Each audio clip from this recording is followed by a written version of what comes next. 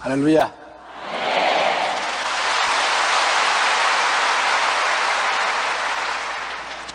주님 이 자리에 계십니다. 하나님께서 우리를 사랑하고 계십니다. 오늘 제가 여러분과 함께 나눌 말씀은 사랑만이 영원하다라는 제목입니다. 성경에는 믿음, 소망, 사랑 이 세 가지는 항상 있을 것인데 이 중에 사랑이 제일이라고 했습니다. 왜 사랑이 제일이냐면 천국에 올라가면 믿음도 완성되는 것이고 소망도 다 이루어진 것입니다. 그러나 사랑은 천국에 들어가자 겨우 시작하는 것에 불과한 것입니다. 왜냐하면 하나님은 사랑이시기 때문에 우리가 천국 들어가야 진실로 사랑이 무엇인지를 깨달아 알 수가 있는 것입니다. 우리 인간의 삶의 근본적인 요소가 사랑입니다. 사랑을 받지 못하면 마음이 허해져서 세상 죄악으로 채우려고 합니다. 여러 가지 변명을 하고 이유가 있지만은 세상 죄악으로 몸부림치는 사람들의 과거를 살펴보면 사랑 결핍증에 걸려서 그 병이 난 것을 우리가 알 수가 있는 것입니다.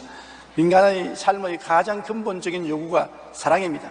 사랑이 있어야 참 인간의 생활을 할 수 있는 것입니다. 상담 전문가인 오재현 교수는 그의 책 자기 사랑 노트에서 중독은 상처로부터 비롯된다고 말하고 있는 것입니다.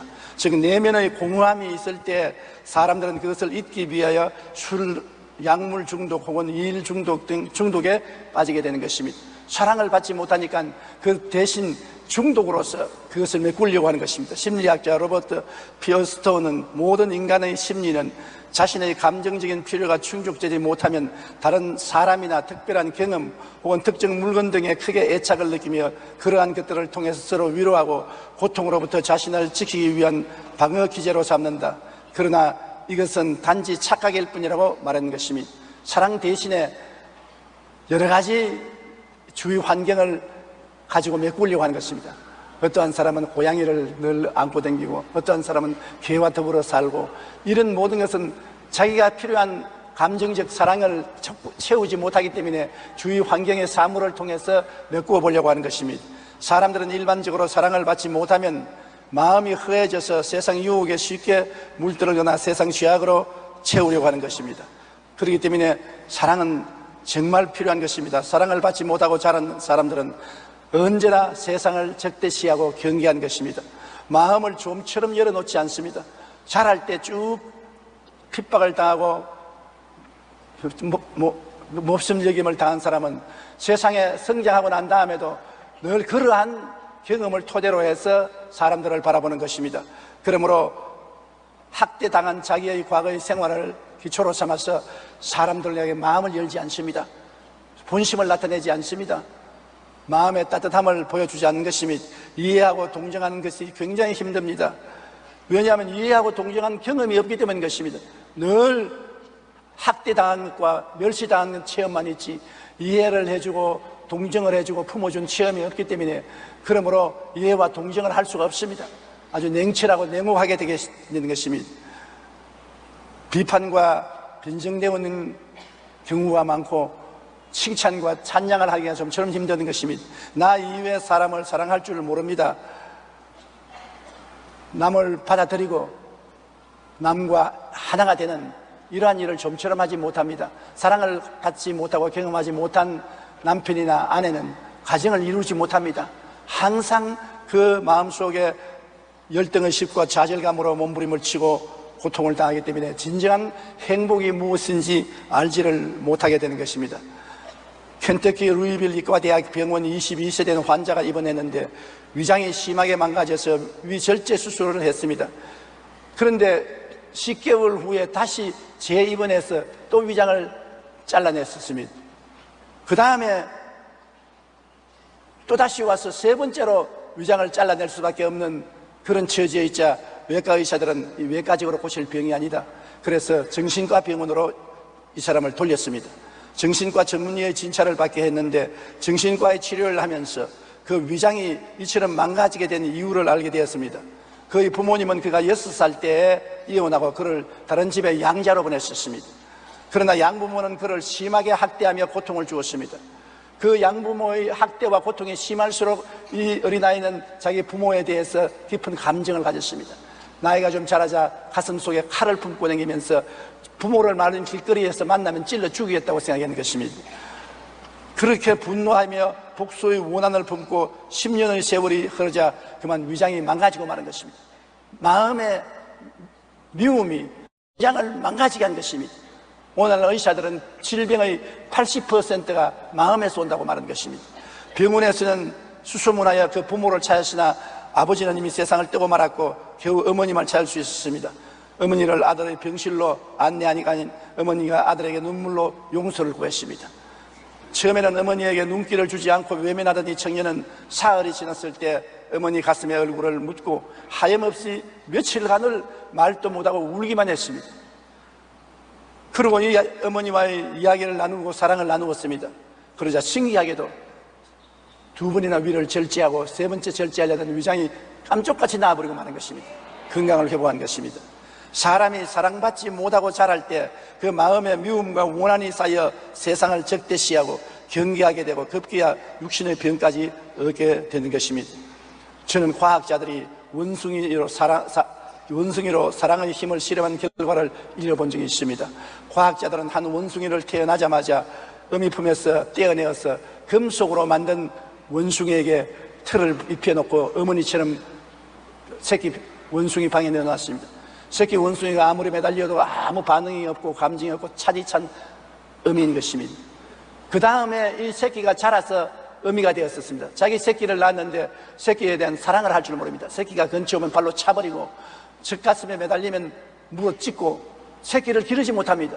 사랑을 받지 못하고 자라난 원숭이는 역시 자기 새끼를 낳았어도 어떻게 새끼를 사랑할 줄을 모르는 것을 보았다는 것입니다. 사랑은 사람뿐 아니라 짐승에게도 큰 영향을 줍니다. 사랑받지 못하고 자란 사람은 이해하고 동정하는 것이 힘들고 자신 이외의 사람을 사랑할 줄 모릅니다. 그러나 사랑을 받고 자라난 사람은 언제나 마음 문을 열고 마음의 여유가 있습니다. 내가 부모님께 사랑을 받고 주위의 사랑을 받았기 때문에 적대 감정이 없습니다. 마음이 넓고 환합니다.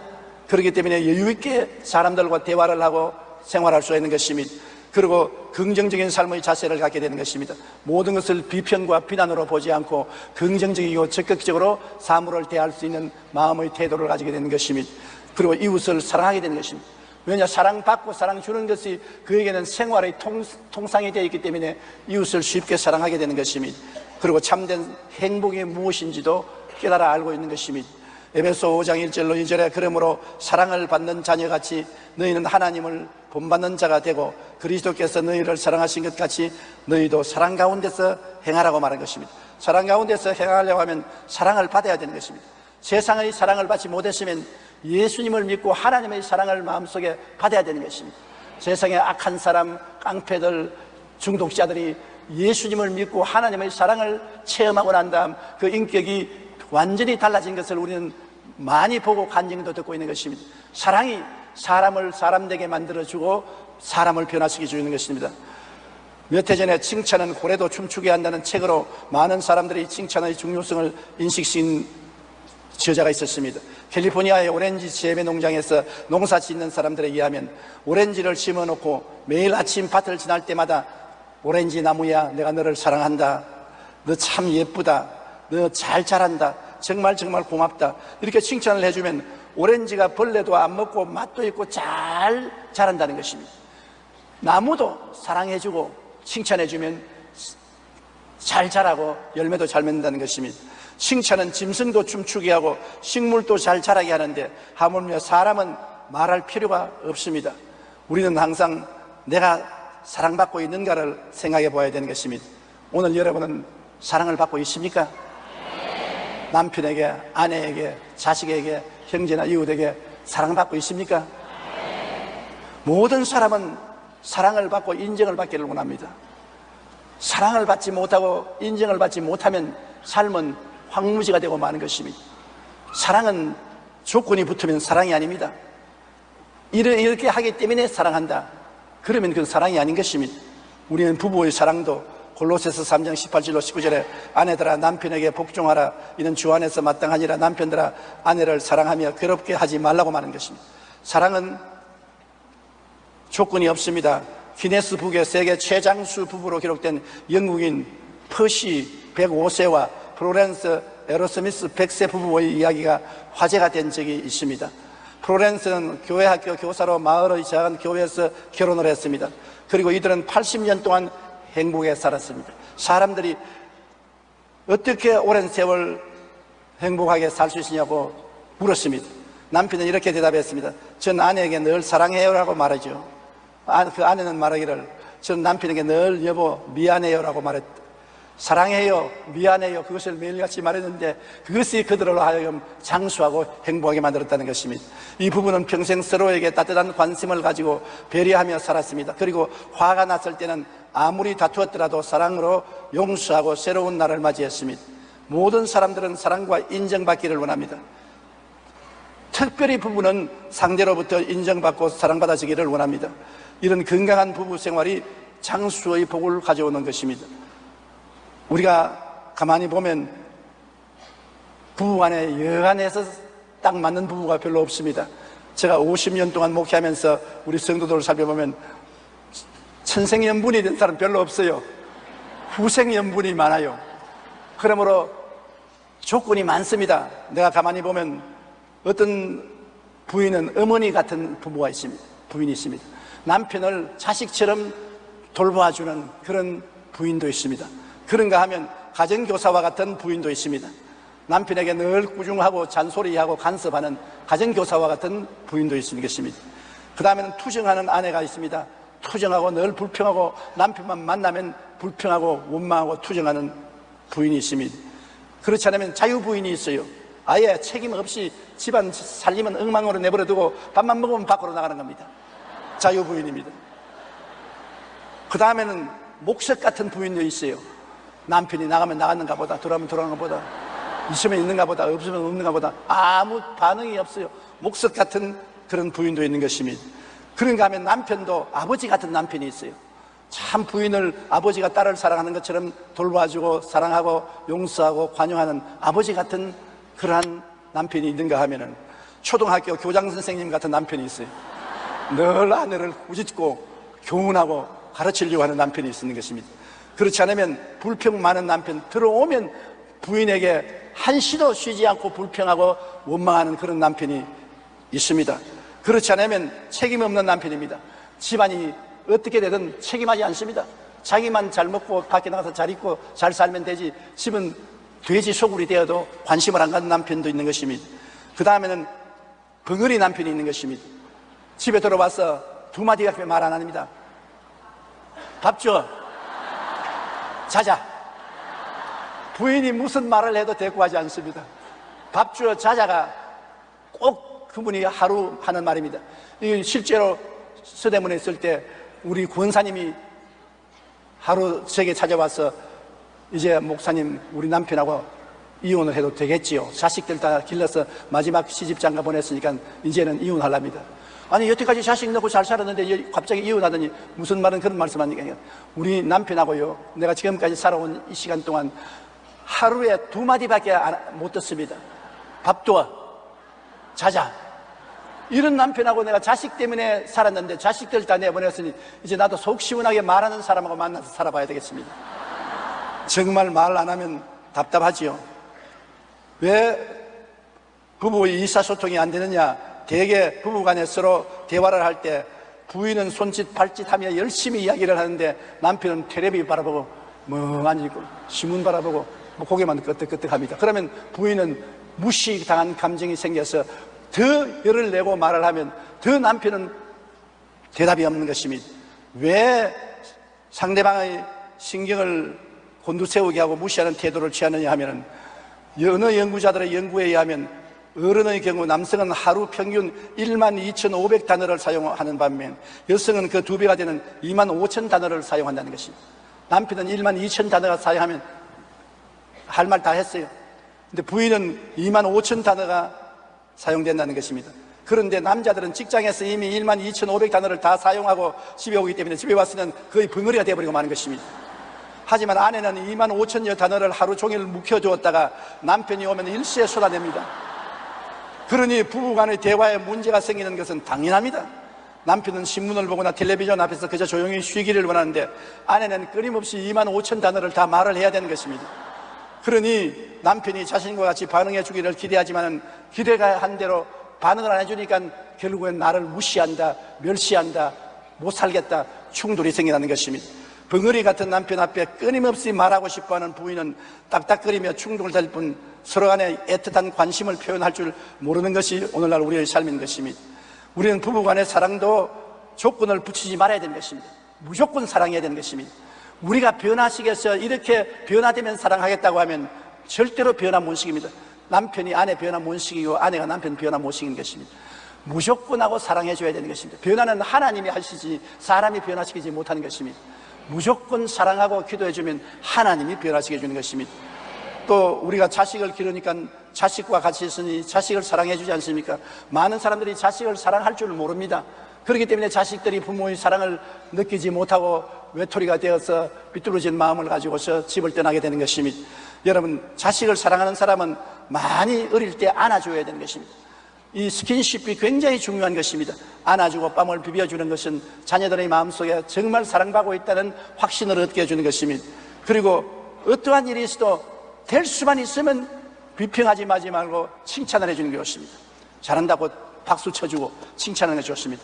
나는 책에 보니까 미국의 아주 유명한 인물이 된 한 부인이 자기가 자랄 때 아버지의 사랑을 결코 잊을 수가 없어서 그 마음속에 그 사랑의 감동을 지금도 주고 있다고 글을 적었는데, 거기 보니까 자기가 고등학교 때 코에 여드름이 크게 나서 남학생들이 조롱을 하고 손가락질을 했습니다. 그 울면서 아버지에게 오니까 아버지가 품에 안아주면서 야, 너 이쁘구나.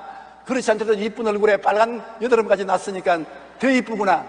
아, 너 정말 이쁘다. 우리 딸 제일이다. 아버지가 지어서 한 말이라도 그것이 그 여자에게는 굉장한 마음의 위로를 주었어요. 우리 아버지가 나를 사랑하는구나.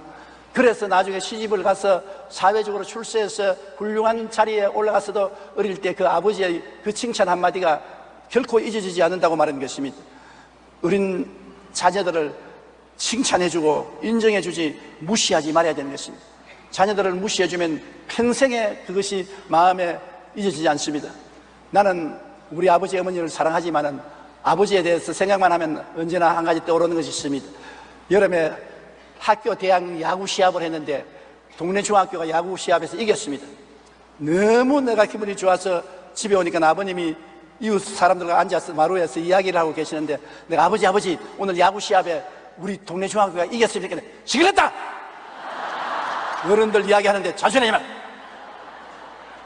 얼마나 마음에 섭섭하고 충격을 받았던지 그것이 70이 넘은 오늘날도 내 마음속에 생각나는 것입니다. 우리 아버지만 생각하면 그 일이 마음에 사라지지 않습니다.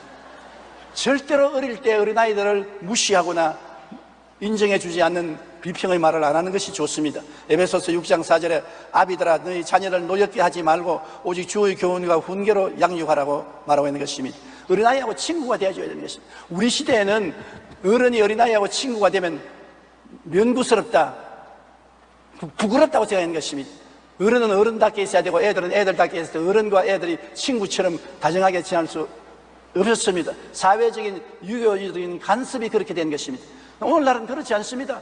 오늘날은 어린아이는 부모와 친구처럼 형제처럼 지낼 수가 있는 것입니다. 친구가 되어주는 것이 어린아이들을 잘 성장하게 만들어주는 것입니다. 저는 이렇게 말하는 어느 아버지의 글을 본 적이 있습니다. 나는 자녀들이 어릴 때부터 자주 안아주었습니다. 그리고 그들이 나에게 얼마나 소중한 존재인지를 늘 이야기해 주었습니다. 딸아이를 안고 재우면서 여러 가지 재미있는 동화를 들려주곤 했습니다. 그런데 딸아이가 사춘기가 되었을 때 나는 걱정이 되었습니다. 다른 사람들의 이야기를 들어보니 딸들이 사춘기가 되면은 짜증을 많이 내고 부모를 싫어한다. 꽉 문을 닫고 자기 방에 들어가서 틀어박혀 있고 안 나온다. 그런 이야기를 듣고 우리 딸들이 그렇게 되면 어찌할까 굉장히 겁을 먹었었습니다. 그런데 다행히도 저에게는 그런 일이 일어나지 않았습니다. 키가 엄마보다 더 커진 딸아이는 여전히 나에게 안기는 것을 좋아하며 학교가 끝나고 집에 오면 환호성을 지르며 나에게 달려왔습니다. 그리고 자기가 하루 종일 겪었던 재미있는 이야기를 들려줍니다. 그럴 때면 나는 행복에 잠겨서 새삼 깨닫는 것이 있습니다. 사랑은 심고 거두는 것이구나. 어릴 때부터 내가 사랑해주고 스킨십을 해주고 품어준 그 딸이 장성하도 역시 아버지를 사랑하고 아버지의 품에 안기기를 원하는 것이구나, 그것을 느꼈다는 것입니다. 어릴 때부터 자녀를 많이 안아주고 칭찬해주며 많은 대화를 나눌 때 자식은 밝고 건강하게 잘 장성하는 것입니다. 아버지 학교 본부의 국제운동부장인 김성묵 장로는 좋은 아빠가 되기 프로젝트라는 책에서 좋은 아버지가 되는 방법 중에 하나로 사랑을 표현해야 한다고 말하고 있는 것입니다. 그리고 사랑을 표현하는 방법을 이렇게 설명합니다. 첫째, 사랑한다고 말하라. 어린아이에게 아빠, 엄마가 너를 사랑한다, 이 말을 거듭 말을 해주라는 것입니다. 아버지가 자식에게 사랑을 표현하는 것을 낯간지럽게 생각하며 필요 이상의 말을 하지 않는 것을 아버지가 군의를 상징한다는 것은 옛날 6.25 시절의 전통인 것입니다. 한 조사에 의하면 청소년의 50%가 부모에게 아직도 저를 사랑하세요? 라고 물어보고 싶어 한다고 말했었습니다. 둘째, 축복 기도를 해주라는 것입니다. 그런데 기도를 하면서 평소에 자식에 대해 갖고 있던 생각이나 잘못된 점을 가르치려고 하지 말라는 것입니다. 교훈적인 기도를 하지 말고 진실한 축복의 기도를 해주라는 것입니다. 셋째, 많이 안아주라는 것입니다. 미국에서 조사한 결과 가출 소녀의 90% 이상이 아버지와의 접촉이 결핍증 환자이며 미혼모의 70% 이상이 아버지의 부재 속에서 성장한 여성임이 밝혀졌습니다. 특별히 여자아이는 야단을 맞으면 마음의 상처를 쉽게 받아 부모를 향해 마음 문을 닫게 되는데, 이럴 때 남자아이의 유혹에 더욱 쉽게 무너진다고 말하고 있는 것입니다. 넷째, 문자 메시지 보내기입니다. 대화는 서로 간에 얼굴을 맞대고 하는 것이 가장 좋지만 최근에는 문자 메시지로 자녀의 조우가 대화 창구가 되는 것입니다. 이처럼 사랑한다고 자주 말하며 자녀를 위해 축복 기도를 해주고 많이 안아주어 스킨십을 자주 하며 문자 메시지를 통해서 대화할 때 자녀는 부모의 사랑을 듬뿍 받아 안정적인 신체적인 정신적 발달을 이룰 수가 있는 것입니다. 잘 먹여준다고 자식 잘 기르는 것도 아니고 옷 잘 입혀준다고 자식 잘 기르는 것이 아닙니다. 자식과의 사랑이 있어야 사랑이 근본적인 인격을 성장하게 하는 것입니다. 우리 사람에게 가장 중요한 영적인 정신적인 영양소가 사랑인 것입니다. 또 그뿐 아니라 우리는 같이 사니까 이웃을 사랑해야 되는 것입니다. 이웃이 항상 곁에 있는데 이웃을 무시하고 살 수 없는 것입니다. 이웃을 어떻게 사랑할 것이죠? 마가복음 12장 31절에 둘째는 이것이 내 이웃을 내 자신과 같이 사랑하라 하신 것이라, 이보다 더 큰 계명이 없느니라. 요한복음 13장 34절로 35절에 새 계명을 너희에게 주노니 서로 사랑하라. 내가 너희를 사랑한 것 같이 너희도 서로 사랑하라. 너희가 서로 사랑하면 이로써 모든 사람이 너희가 내 제자인 줄 알리라고 말한 것입니다. 더구나 우리 예수 믿는 사람은 이웃을 사랑하라고 주님께서 말씀하신 것입니다. 이웃을 어떻게 사랑합니까? 이웃을 청해놓고 늘 대접을 해야 사랑하는 것입니까? 아닙니다. 이웃을 사랑하는 사람은 허물을 덮어주라는 것입니다. 사람만 만나면 손가락질하고 귀에 소곤대고 이웃의 허물을 말하면 이웃을 미워하는 것이고 사랑하는 것이 아닙니다. 이웃의 허물이 있어도 눈 감고 허물을 덮어주는 것이 사랑인 것입니다. 베드로전서 4장 8절에 무엇보다도 뜨겁게 서로 사랑할지니 사랑은 허다한 죄를 덮난이라고 말하는 것입니다. 허다한 죄를 밝히는 것이 아니라 덮어주는 것입니다. 그것이 사랑인 것입니다. 사랑한다고 하면서 자꾸 이웃의 죄를 들춰내면 원수가 되고 마는 것입니다. 잠언서 10장 12절에 미움은 다툼을 일으켜도 사랑은 모든 허물을 가리느니라. 사랑은 허물을 가려주고 죄를 덮어주는 것이 사랑인 것입니다. 그리고 이웃이 어려울 때 도와주어야 되는 것입니다. 요한일서 3장 17절로 18절에 누가 이 세상의 재물을 가지고 형제의 궁핍함을 보고 도와줄 마음을 닫으면 하나님의 사랑이 어찌 그 속에 거하겠느냐. 자녀들아, 우리가 말과 혀로만 사랑하지 말고 행함과 진실함으로 하자. 우리가 사랑과 행복 나누기 운동을 하는데 이것이 바로 진실로 이웃을 사랑하는 것입니다. 이웃이 고통당할 때 함께 고통을 나누고 이웃이 어려움 당할 때 어려움을 함께 나누어 주는 것이 사랑하는 것입니다. 항상 긍정적인 교제를 하라는 것입니다. 이웃 사람하고 기쁘고 좋은 말을 하고 서로 비평하고 비난하지 말라는 것입니다. 로마서 15장 2절에 우리 각 사람이 이웃을 기쁘게 하되 선을 이루고 덕을 세우도록 할지니라고 말씀하고 있는 것입니다. 그리고 이웃을 만날 때 반가워해 주라는 것입니다. 언제나 이웃을 만날 때 입술이 쳐졌으려. 그럼 이웃 사람이 보면 저 사람이 나를 미워하는구나, 저 사람 만나면 인상이 나쁘다, 아주 마음이 고약합니다. 그러나 언제나 지켜서 언제나 만나면 얼굴을 지켜 있으면 저 사람은 나를 사랑하는구나, 당장 그렇게 느낍니다. 우리는 항상 이웃을 보면 인상을 쳐다보잖아요. 인상이 찌그러지고 입술이 밑으로 쳐져 있으면 무슨 말을 해도 진실로 들리지 않고 나를 좋아하지 않는다고 생각하는 것입니다. 그러나 항상 웃으면 이웃 사람이 자기를 좋아하고 사랑하는 줄로 알고 있는 것입니다. 로마서 12장 15절로 16절에 즐거워하는 자들과 함께 즐거워하고 우는 자들과 함께 울라. 서로 마음을 같이하며 높은 데 마음을 두지 말고 도리어 낮은 데 처하며 스스로 죄의는 취하지 말라고 말한 것입니다. 잘한 일을 감사하고 높이 칭찬해 주는 것입니다. 이웃이 잘한 일이 있어서 혹시 신문에 나왔는지 방송에 나왔으면 찾아가서라도 칭찬하고 아주 높여줘야 되는 것입니다. 히브리서 10장 24절에 서로 돌아보아 사랑과 선행을 격려하라고 하는 것입니다. 잘한 것은 잘했다고 칭찬하고 박수를 해주는 것이 좋습니다. 못한 것은 그냥 덮어주고 잘한 것은 칭찬해주고 그것이 우리가 이웃을 사랑하는 것이 되는 것입니다. 현대사회에서 사람들은 물질을 최고 가치로 추구하므로 진정한 친구를 얻기가 참으로 어렵습니다. 대부분 자기의 이익을 위해 잠시 좋은 관계를 맺어보려고 하지만 이런 관계는 진정한 친구 혹은 진실한 이웃이라고 말할 수가 없습니다. 런던 타임스가 참 친구가 무엇인가 라는 정의를 현상 모집한 적이 있다고 합니다. 많은 사람들이 참가했는데 그 가운데 가장 우수한 것 3가지를 뽑아서 상을 주었습니다. 첫 번째로는 친구는 온 세상과 모든 사람이 다 나를 버릴 때 찾아와 주는 사람이다. 참된 친구는 온 세상이 다 날 버리고 등을 돌릴 때 그때 날 찾아와 주는 것입니다. 다 날 좋아할 때 찾아오는 것은 누구든지 할 수 있지요. 내가 가장 외롭고 괴롭고 슬플 때 버림받았을 때 찾아와 주는 친구, 정말 진짜 친구요 귀한 친구인 것입니다. 두 번째 친구는 너무 괴로워서 아무 말도 하지 못하고 침묵할 때 그것까지 이해해 주는 사람인 것입니다. 너무나 고통스러워서 내가 말을 하지 못하고 앉아있을 때 친구도 곁에 와서 아무 말도 안 하고 같이 앉아 손만 잡아주고 있는 것입니다. 그래도 이미 그 마음을 압니다. 더 이상 말할 필요가 없는 것입니다. 여보, 이 친구같이 와서 온갖 험담을 다 하면 그것은 친구가 아닌 것입니다. 세 번째, 내가 기쁜 마음을 가지고 만나면 기쁜 마음이 배가 되고 고통스러울 때 만나면 고통이 반으로 감해지는 사람이 진정한 친구라는 것입니다. 친구를 만나도 아무 변화가 없으면 안 돼요. 내가 그 친구만 만나면 내 기쁨이 배가 되고 내 슬픔이 반으로 줄어진다. 그러한 친구가 참 진실한 친구가 된다는 것입니다. 진실한 이웃사랑은 이러한 친구여야 하는 것입니다. 늘 허물을 덮어주고 어려울 때 도와주며 위로해줘야 진정한 친구가 되는 것입니다. 모든 삶의 뿌리는 사랑에 있습니다. 무슨 말을 해도 사랑이 그 뿌리가 되는 것입니다. 사랑이 없으면 돈이나 집이나 명예나 권세나 세상 것이 위로가 되지 않습니다. 부활하신 예수님께서 갈릴리 해변에서 제자들과 조찬을 하시고 수제자인 베드로에게 근본적인 질문을 했습니다. 주님이 수제자 베드로에게 이 질문을 하고 세상을 떠났던 것입니다. 요한의 아들 시몬아, 내가 나를 이 사람들보다 더 사랑하느냐? 그때 사용한 사랑이 아가페입니다. 무조건 사랑하는 사랑인 것입니다. 그럴 때 베드로가 말하기를 주님 그러하나이다. 내가 주님을 사랑한 줄 주님께서 하시나이다. 이때 사랑은 필레오입니다. 친구의 사랑인 것입니다. 주님은 너가 나를 아가페 무조건 사랑하느냐? 베드로는 친구로 사랑합니다. 왜냐하면 무조건 사랑한다고 큰 소리 했다가 예수님을 3번이나 배반했거든. 자신이 없습니다. 그러나 예수님은 내 어린 양을 먹이라. 그 다음 잠시 있다가 또 주님께서 요한의 아들 시몬아, 내가 나를 사랑하느냐? 아가페 사랑을 하느냐는 것입니다. 그러니 베드로가 내가 주님을 필레오 하는 줄 주님께서 아시나이다. 아가페 한다고 말을 못합니다.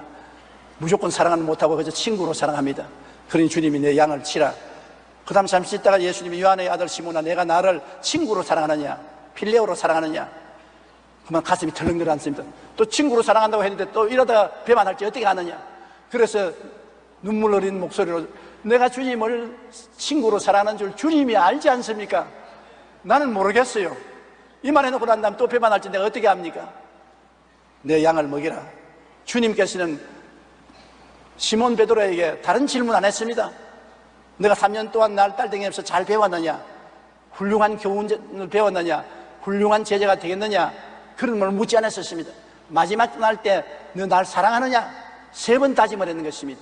그리고 사랑하면 내 양을 먹여라. 우리가 무엇을 하든지 사랑을 가지고 하면 사명감을 다할 수가 있는 것입니다.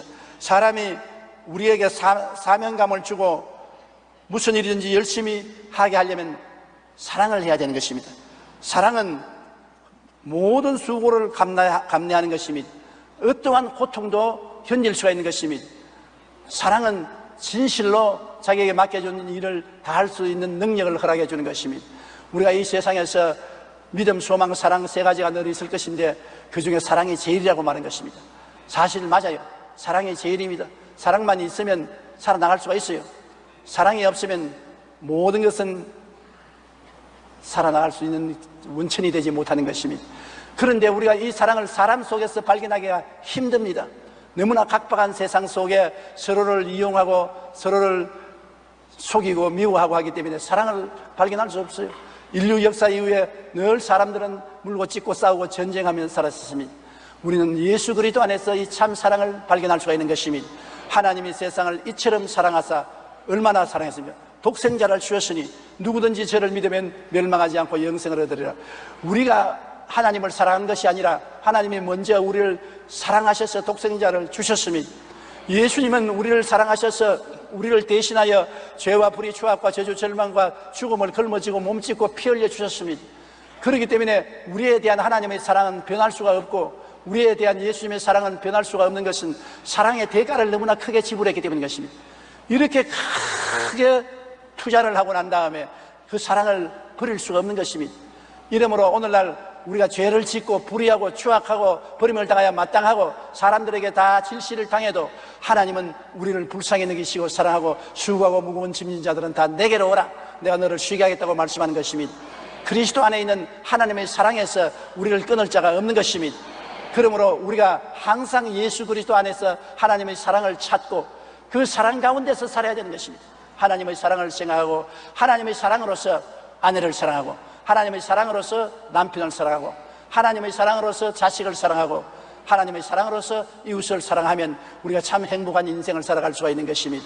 우리의 사랑의 기본이 하나님께 있는 것입니다. 그러므로 그리스도를 믿고 하나님의 사랑을 마음속에 받지 못한 사람의 사랑은 대개 다 거짓 사랑이요 얼마 있지 않다가 식어져 버리고 없어질 사랑인 것입니다. 하나님의 사랑에 기본한 사랑만이 영원한 것입니다. 그것은 이 땅에서 천국까지 또 영원히 계속되는 것입니다.